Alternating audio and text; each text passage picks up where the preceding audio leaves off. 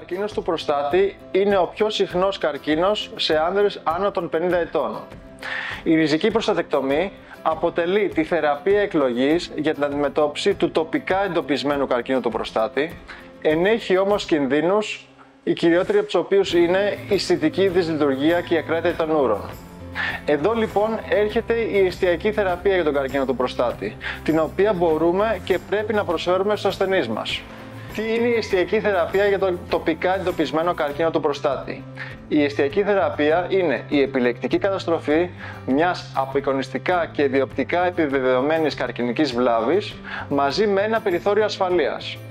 Και εδώ λοιπόν έρχεται η πρωτοποριακή θεραπεία με το σύστημα NanoKnife, η οποία καταστρέφει στοχευμένα τον καρκινικό ιστό, διατηρώντας όμως παράλληλα ανέπαφες τις λειτουργίες του οργάνου και τις ευαίσθητες ανατομικές δομές, οι οποίες είναι υπεύθυνες τόσο για τη στήση όσο και για την εγκράτεια των ούρων, άρα διασφαλίζοντας την ποιότητα ζωής του ασθενούς.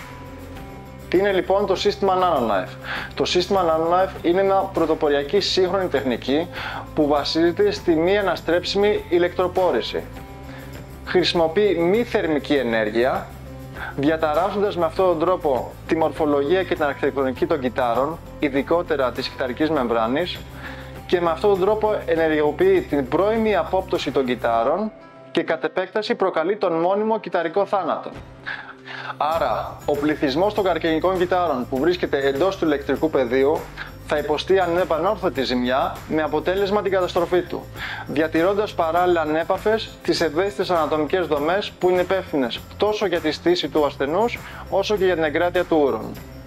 Ποια είναι τα πλεονεκτήματα του NanoKnife?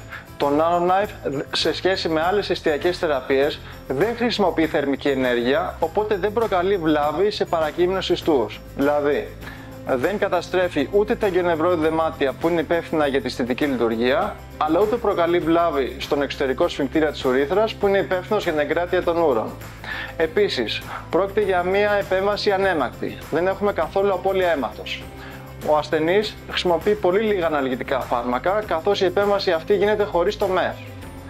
Ο ασθενής επίσης μπορεί την επόμενη μέρα να εξέλθει από το νοσοκομείο και επανέρχεται άμεσα στις καθημερινές του δραστηριότητες.